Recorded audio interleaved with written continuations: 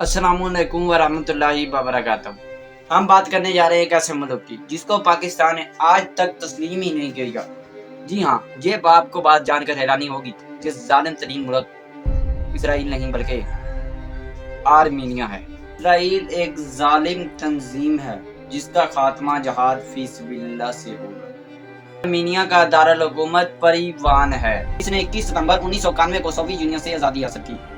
کا کوئی بھی سرکاری مذہب نہیں ہے، اس کے باوجود یہاں کی زیادہ تر آبادی عیسائیت ہے۔ سرکاری مذہب نہیں ہے، اس کے باوجود یہاں کی زیادہ تر آبادی مسیحی ہے۔ سرکاری زبان آرمینائی ہے۔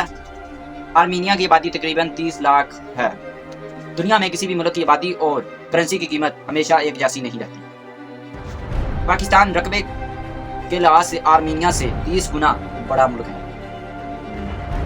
آرمینیا کی سرحدیں ترکی، جارجیا، آذربائیجان، ایران سے ملتی ہیں۔ آرمینیا کی کرنسی کو ڈرام کہا جاتا ہے۔